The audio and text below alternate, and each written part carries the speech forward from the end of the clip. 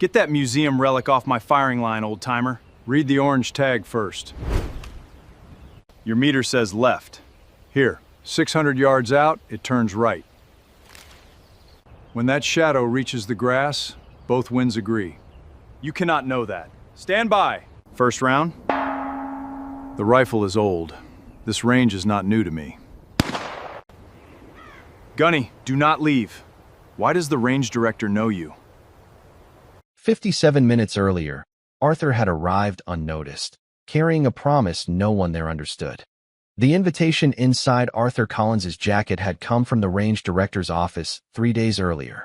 It asked the 82-year-old retired Marine to bring 2 items to Stone Creek Training Annex: the M1 Garand he had legally purchased in 1978 and a weathered notebook bearing another Marine's initials.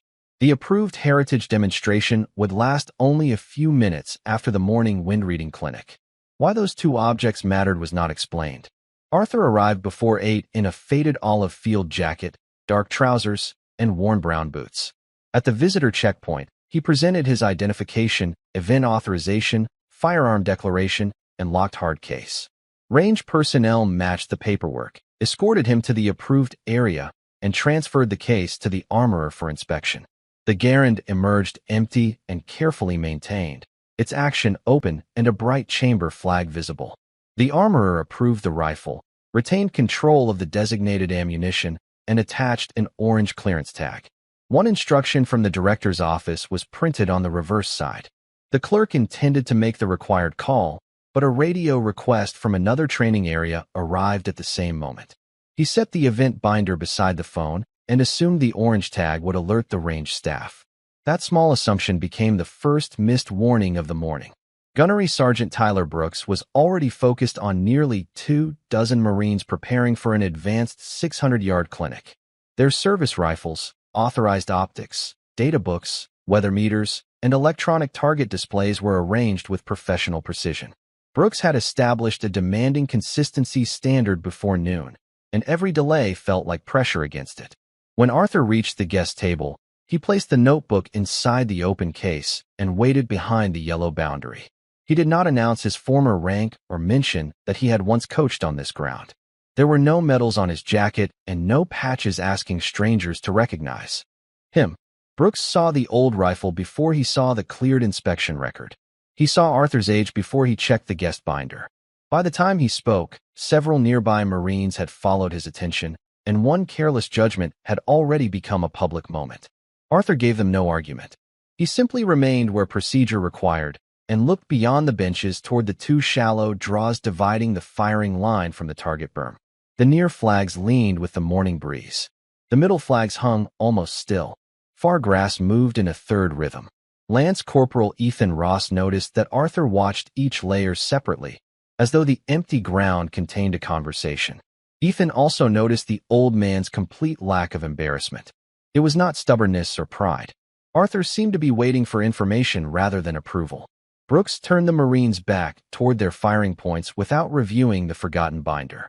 Hearing protection went on, safety checks began, and the first relay prepared to start. As the red range light changed, Arthur's gaze moved from a dark strip of earth to the 4th flag, and then to a hawk climbing above the 2nd draw. Ethan followed his eyes. Nothing obvious had happened yet. Still, the young Marine felt certain that the oldest person on the range had noticed the first important change before any screen displayed it. The first relay moved into position with the efficient rhythm of Marines who had repeated every safety procedure until it became instinct. After hearing protection and the safety checks were complete, the range safety officer declared the line hot. This was not the Marine Corps annual rifle qualification, which ended at 500 yards. Stone Creek's 600-yard clinic was additional precision training designed to teach experienced shooters how to interpret wind across uneven ground. The instruments on the benches were useful, and every reading they displayed was accurate where the instrument sat. The problem was that the air did not move the same way through both draws. A tone sounded, measured rifle reports rolled toward the trees, and electronic monitors refreshed. The opening. Groups were solid, but several were wider than the standard Brooks had set for the morning. No one missed, and no equipment failed, yet horizontal spreads appeared where tighter patterns normally formed. Brooks checked sight settings, body position, and wind calls, but a crease formed between his brows. At the firing line, the nearest flag still indicated a steady left-to-right breeze. Halfway downrange, a faint ribbon of dust slid through the first draw in the opposite direction. Near the berm, heat shimmer bent in slow diagonal bands that did not match either signal. Arthur watched all three. Ethan tried to keep his attention on the shooters, but he noticed Arthur quietly count beneath his breath. 3, 2, 1, the old man murmured. The fourth flag folded against its pole. An instant later, the grass below it flattened toward the west. The next two impacts appeared just right of the previous group. Ethan turned so quickly that Arthur noticed.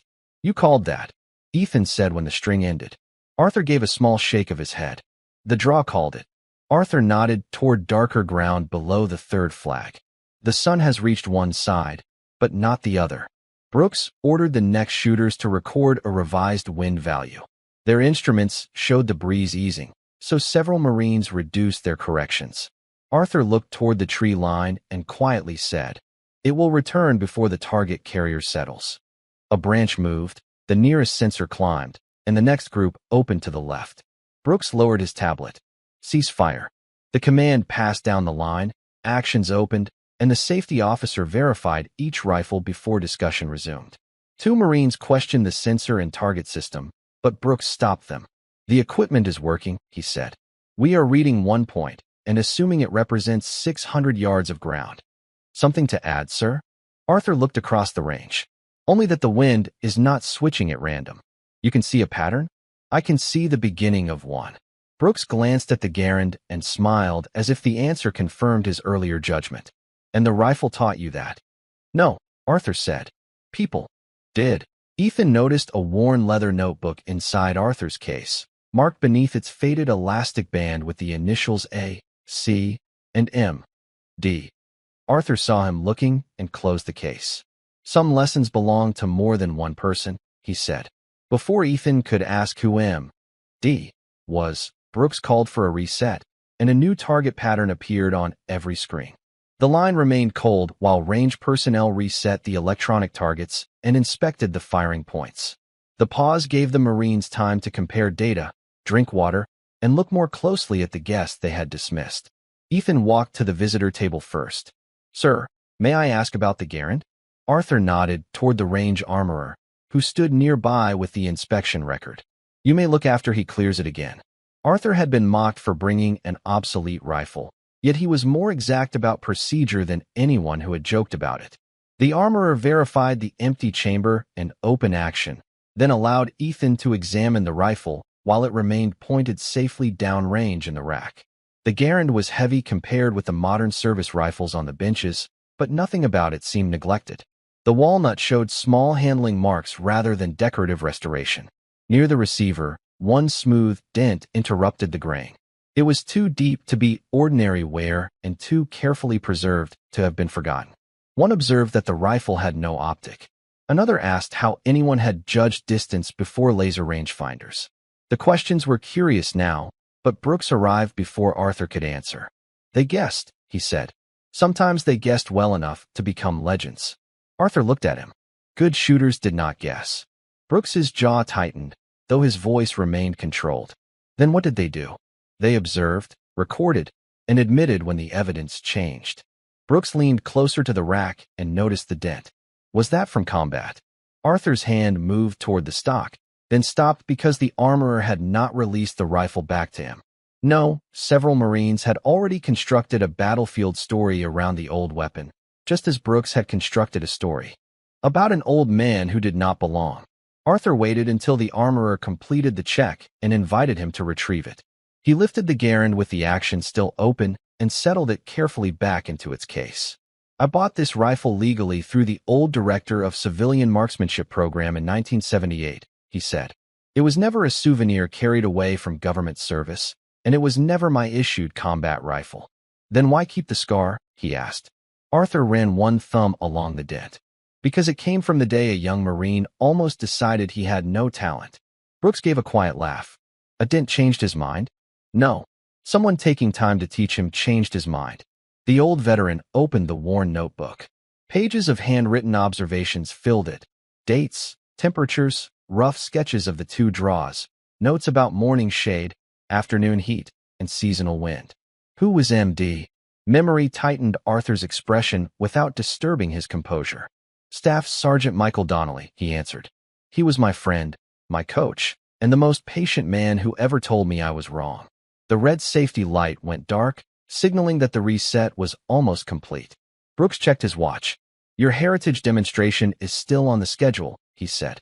After this relay, the safety officer can authorize one shot on the steel gong if the armorer approves the rifle and ammunition again. His tone suggested harmless entertainment, not respect. Arthur closed the notebook. I did not come here to compete with your Marines. Then why bring it? Arthur looked toward the 600-yard berm. Because someone from this range asked me to bring back a lesson. Brooks glanced around as though expecting a witness to explain the claim. None did. Ethan remembered the message on the orange tag. Notify the range director upon arrival. He was about to mention it when the range safety officer called the next relay forward. As Brooks turned away, the wind lifted 3 pages of Arthur's notebook. Ethan caught a glimpse of an old photograph tucked inside. It showed Arthur beside Michael Donnelly and a very young Marine whose face looked strangely familiar.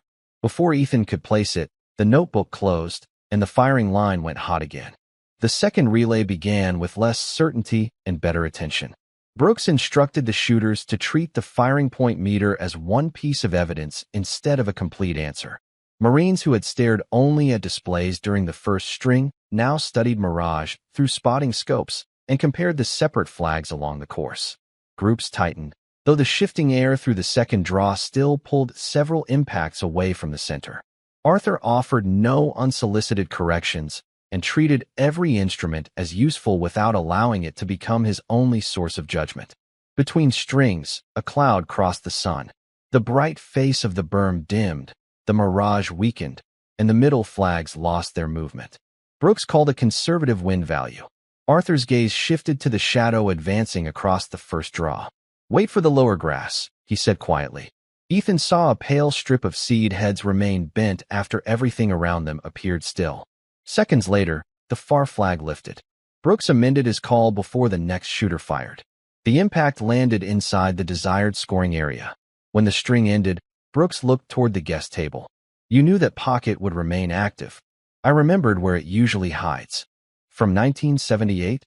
From every year, I paid attention after that. The answer did not fit the harmless relic Brooks had imagined, yet he turned away without asking the obvious question.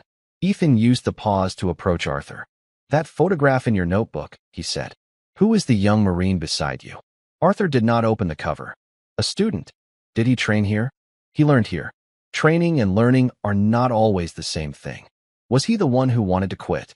Arthur looked toward the administration building. A framed display was visible through its front window, but distance and reflection hid the photographs inside. He was one of them. Arthur rested both hands on the closed rifle case and finally told Ethan what the scar was not. It was no battlefield legend and had never saved anyone. In a dramatic last second, it came from an ordinary Saturday on this same range, when a hard gust, a poorly secured equipment rack, and one moment of inattention had knocked the legally registered Garand against a concrete bench. The rifle was empty, the line was cold, and no one was hurt. Arthur had been furious with himself for allowing a preventable mark. Michael Donnelly had inspected the rifle, confirmed that the damage was cosmetic, and refused to let shame become the day's only lesson. He told me the dent mattered less than what I did after it happened, Arthur said. What did you do? Reported it, had the rifle checked, corrected the rack, and went back to teaching. The preserved mark represented accountability, not glory. Brooks approached with the armorer and a box of approved ammunition for the heritage demonstration. The armorer checked the manufacturer's specifications against the rifle record and retained control of the ammunition. He explained that the Garand would receive a final function and safety review before any authorized firing. Arthur thanked him. 1 round, Brooks repeated. A rated 24-inch gong at 600 yards. The line will be supervised, and the safety officer will make every call. That is all I was scheduled to do. You knew about the schedule before you arrived? Arthur tilted the orange tag so Brooks could finally see its reverse side. The director's office invited me. Brooks read the missed instruction, and his last smile disappeared. Before he could respond, a final series of impacts appeared on the monitors. The second relay had met the clinic standard. Marines began to relax, but Ethan kept looking at the faded photograph hidden in Arthur's notebook. The young student's face had almost formed a name in his memory.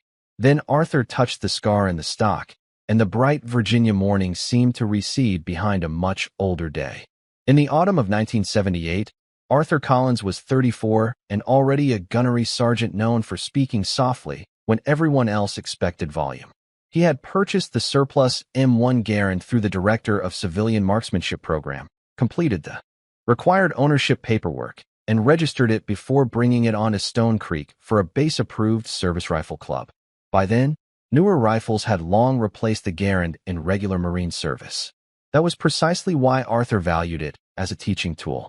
Its iron sights, weight, and lack of electronic assistance forced a shooter to separate observation from assumption. Staff Sergeant Michael Donnelly volunteered beside him. The two Marines spent weekends coaching anyone willing to learn, from experienced competitors to young service members who had never fired beyond the standard course. One cold Saturday, a 19-year-old private first class named Nathan Briggs arrived with a record of strong scores and a fear he had told no one about.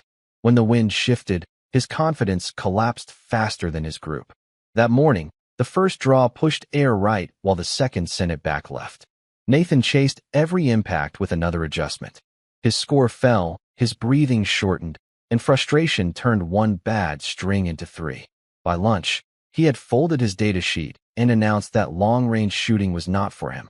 He placed two empty chairs behind the line, safely away from the rifles, and asked Nathan to watch the range for 10 minutes.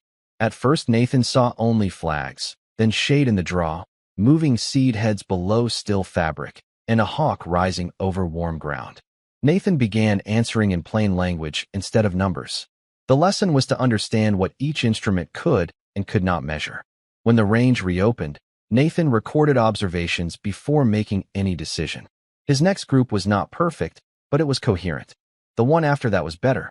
Michael leaned toward Arthur and whispered, "There he is." Later that afternoon, while the line was cold, a gust struck a portable rack that had been secured carelessly. His empty Garand tipped against the edge of a concrete bench, leaving a shallow dent near the receiver. He immediately reported the incident and handed the rifle to the club armorer. The inspection found no structural damage, but Arthur remained angry with himself. Michael ran a thumb beside the mark and smiled. "Now, it carries the day you remembered that standards apply to teachers too. I was planning to keep it clean. Keep it honest instead." That evening, the three men took a photograph beside the range sign. Nathan held the data sheet he had nearly discarded, Arthur the scarred Garand, and Michael their shared notebook. Nathan remained in the Marine Corps, returned to Stone Creek as an instructor, and later carried Arthur's method into every command he led. Arthur eventually earned recognition as a distinguished rifleman and served on the Annex demonstration team, but he valued the students more than the badge. Michael continued coaching until declining health kept him from the range. During their final visit together, he handed Arthur the shared notebook and asked for one promise. "Do not let the rifle become a shrine," he said. "Use it when a lesson matters." Arthur promised. He simply kept the notebook dry, the Garand maintained, and the promise active. The scar stayed in the walnut because removing it would have erased the day Nathan Briggs chose patience over surrender. Back in the present, a command from the safety officer pulled Arthur out of memory. The heritage demonstration was about to begin, and somewhere beyond the administration building, the former student in the old photograph still did not know that both of his teachers had returned to Stone Creek in the only ways they could. The range safety officer took control of the demonstration with no allowance for ceremony to outrun procedure. He confirmed the rifles were secured, the impact area empty, and the 600-yard gong rated for the approved cartridge. The armorer inspected the Garand and ammunition, while Arthur donned eye and hearing protection and waited for the officer's command. The old veteran earned trust through the rules governing everyone else. "You may use the supported prone position," he said. "This is a demonstration, not a test of balance." Arthur nodded. It was never a test of balance. He settled onto the padded mat without hurry. The Garand's iron sights looked almost stark beside the optics along the neighboring benches. Arthur confirmed the established distance and recorded 0 in his notebook, then closed it and studied the course. The nearest flag moved. The center flag hesitated, and grass beneath the berm leaned as cloud approached from the west. Arthur waited. Ethan remembered Arthur's earlier count and watched the lower grass instead of the flag. Brooks raised the binoculars. Whenever you are ready. Arthur remained still. As the clouds softened the light, mirage near the berm straightened for less than a second. Arthur spoke without lifting his head. Now the two draws agree. The safety officer repeated the authorization. Arthur completed one deliberate shot. The rifle report rolled across the valley with a deeper note than the modern rifles had produced. Then the steel gong answered with one clear metallic ring. The sound was not a record, a miracle, or proof that an old rifle was better than a new one. It was a first-round hit on a demanding but reasonable target, made under controlled conditions by a man who understood the range. That truth was impressive enough. Brooks lowered his binoculars, then raised them again. The electronic camera showed the fresh mark inside the right half of the plate, close to Arthur's intended hold. Arthur kept the rifle pointed safely downrange until the officer instructed him to open and clear it. The armorer verified the empty chamber and returned the chamber flag. Only then did Arthur rise. He thanked the safety staff, carried the cleared rifle back to the rack, and placed both hands on the case. Arthur's calm, suggested observation had determined the result long before the shot. Brooks approached. How many times have you fired that course? Enough to know it changes every time. And enough to make 600 yards look easy? It was not easy. Arthur nodded toward the Marines. That is why their work this morning deserves respect. By crediting the Marines, Arthur removed Brooks's last excuse for dismissing him as a showman. Ethan looked toward the range building. Through the window, sunlight now illuminated the heritage display he had ignored during every previous duty shift. A black and white photograph showed Arthur, the Garand, and the familiar young Marine beside him. Old Stone Creek sign. While the others discussed the hit, he walked toward the administration building, unaware that the next 5 minutes would change the meaning of everything Brooks had said that morning. Inside the administration building, the range noise softened to a distant rhythm against thick glass.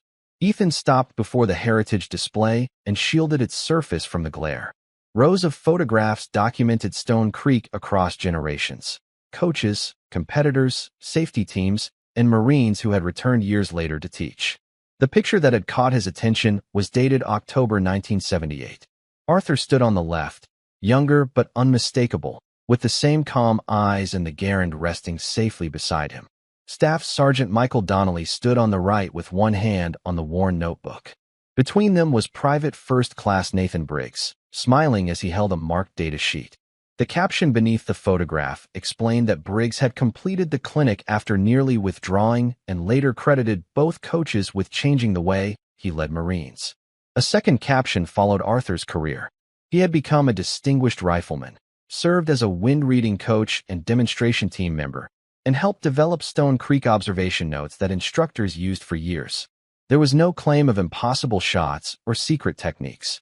The record honored consistency, safety, and service to other shooters. That restraint made it more persuasive.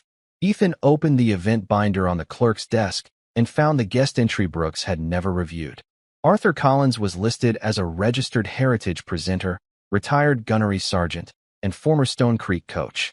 His M1 Garand had been declared in advance, entered through the approved process, and inspected upon arrival. Beside his name was the same instruction printed on the orange tag. Notify Range Director Nathan Briggs personally. The clerk checked the call log.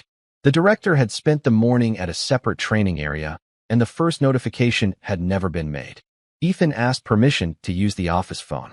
When Briggs answered, Ethan identified himself and reported the omission before describing the guest. Sir, Arthur Collins is here with an M1 Garand and a notebook marked with Michael Donnelly's initials. Silence held the line for 2 full seconds. Then the director's voice lowered. Did Gunnery Sergeant Collins complete the demonstration? Yes, sir. Was every safety procedure followed? Yes, sir. The range safety officer and armorer supervised it. Another pause followed, but this one carried relief. Keep him there if he is willing. Do not delay normal safety operations, and do not turn this into a formation. I am 10 minutes away. Ethan appreciated the precision of the instruction. Even recognition did not suspend procedure. He returned to the firing line and quietly showed Brooks the event entry. The gunnery sergeant read it twice. The certainty that had shaped his morning drained away one detail at a time. Why was I not briefed? The entry was in the binder, gunnery sergeant. The notification was missed. Ethan kept his tone respectful, but he did not protect Brooks from the obvious truth. The information had been available. No one had looked because the old man's appearance seemed to provide an easier answer. Brooks glanced toward Arthur. The veteran was speaking with the armorer about the inspection record, not watching the reaction his history had produced. Does he know you called? Not yet. Brooks started toward him, then stopped. An apology offered before understanding might become another performance. He looked instead at the 600-yard course and the separate flags he had finally learned to read as parts of one system. Run the post-relay review, he told Ethan. Use Arthur's observation about the shaded draw, but credit him. It was the first public acknowledgement Brooks had given the old veteran all morning. Ethan gathered the shooters and explained why their second groups had improved. Arthur listened from behind the line. When Ethan finished, he gave the Lance Corporal one quiet nod. Minutes later, a white government utility vehicle appeared on the access road. It stopped beside the administration building rather than at the firing line. The driver stepped out wearing khaki trousers, a blue range jacket, clear safety glasses, and a civilian identification badge. No rank insignia appeared on his clothing. He was 67 now, silver-haired and upright, but Ethan recognized the young Marine from the photograph. Nathan Briggs had returned to Stone Creek as its civilian range director after retiring from the Marine Corps as a colonel. He did not hurry, yet his attention found Arthur before he had crossed half the gravel. The old veteran looked up. For the first time that day, his composure gave way to open recognition. Briggs stopped several feet away and said the words everyone else had failed to understand. Gunny Collins, I was beginning to think you would make me learn this lesson twice. Arthur Collins smiled with a warmth none of the Marines had seen that morning. You took your time the first time too, Nate. The range director laughed once, then looked at the Garand resting cleared in its rack. His eyes found the shallow scar immediately, and you kept it honest. Arthur placed a hand on the closed case rather than reaching for the rifle. Michael made me promise. Briggs's expression softened at the name. He removed his safety glasses only long enough to wipe dust from one lens, then put them back on before approaching the firing area. Even the man in charge followed the posted rule. Brooks and the Marines gathered at a respectful distance. They acknowledged the civilian director without ceremony. He greeted the range safety officer, confirmed that normal operations remained cold, and reviewed the demonstration entry before addressing anyone else. Then he turned to Brooks.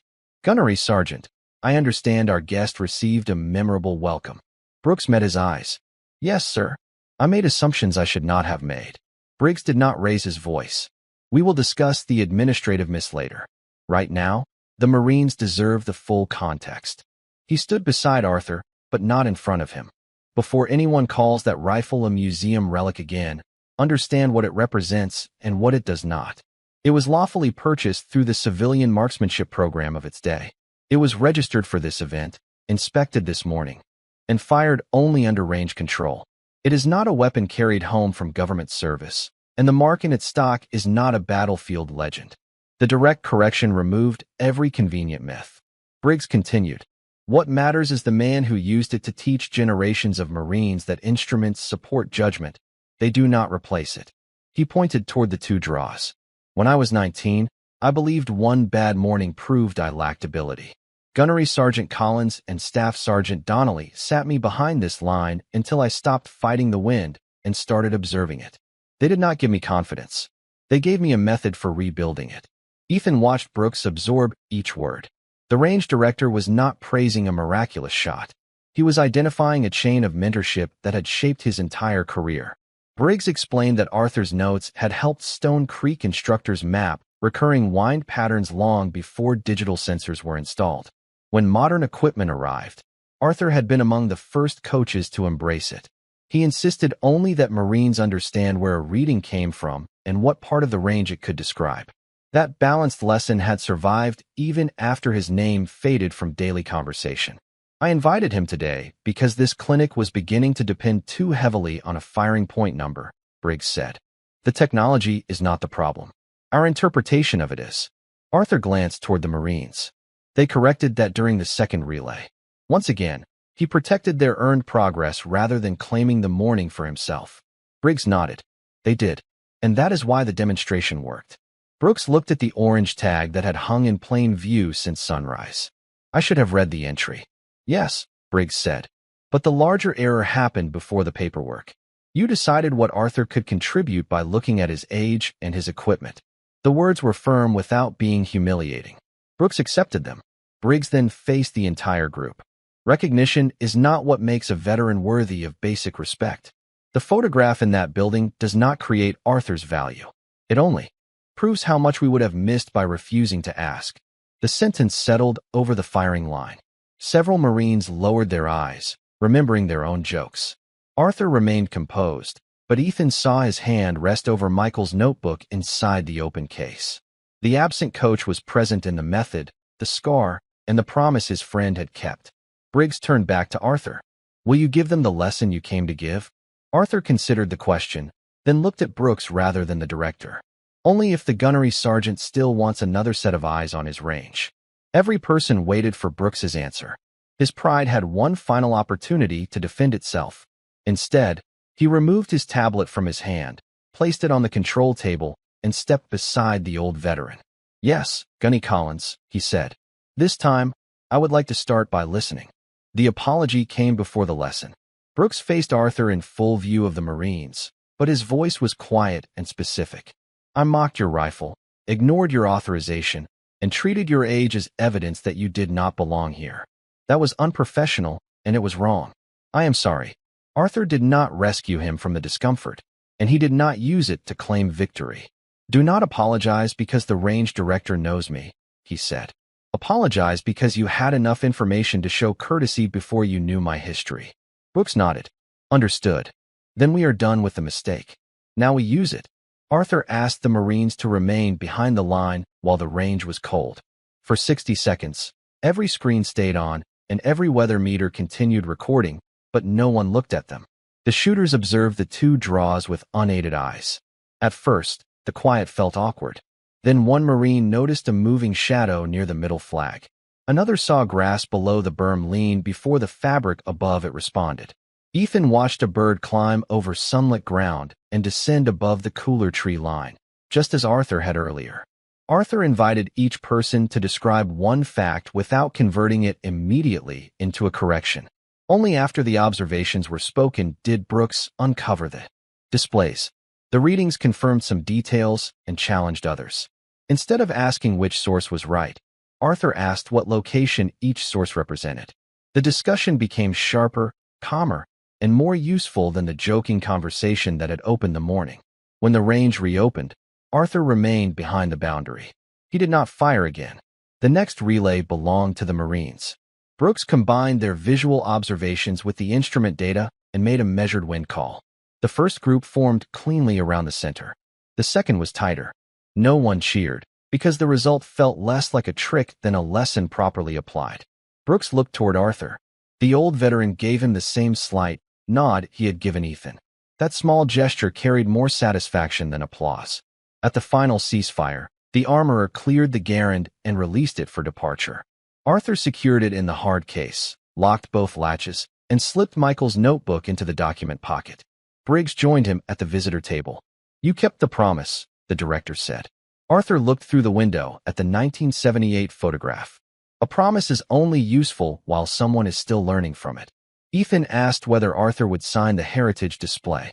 Arthur declined. Michael's name, he said, already belonged beside his, and the photograph told enough of the story. Instead, he wrote one sentence on a blank card for the clinic binder. Record the instrument, read the ground, and respect the person before you know the record. He signed only his initials. Brooks carried the locked rifle case to Arthur's pickup after confirming the visitor checkout. It was not a ceremonial gesture. It was a practical act of respect between two Marines who understood each other differently than they had at sunrise. At the truck, Brooks returned the case and offered his hand. Arthur took it. Will you come back next year? Brooks asked. Arthur looked toward the range flags. If you still need me. We will. Then make sure you need the lesson, not the legend. Briggs watched the pickup travel down the pine-lined access road until it disappeared beyond the gate. No formation gathered and no grand speech followed. The range simply returned to work. Yet the work had changed. Marines who had once seen competing answers now read each flag as one part of a larger pattern. Ethan added the missed notification to the corrective action log, so the next guest would not be overlooked. Brooks revised the following week's clinic plan to include observation before instrumentation. He also removed the phrase museum relic from his vocabulary, not because old equipment had become superior, but because contempt had proved inferior to curiosity. Late that afternoon, sunlight moved across the scar in the rifle's photograph inside the administration building. The mark no longer looked like damage. It looked like evidence that standards, humility, and patient instruction could survive the people who first carried them. Technology would continue to improve. Ranges would modernize, records would change, and every generation would inherit tools the last one could not imagine. But the lesson Arthur Collins left at Stone Creek required no preservation case. Experience should never demand worship, and youth should never be denied confidence. Respect begins before a resume is revealed, and character becomes visible in what a person teaches after being underestimated.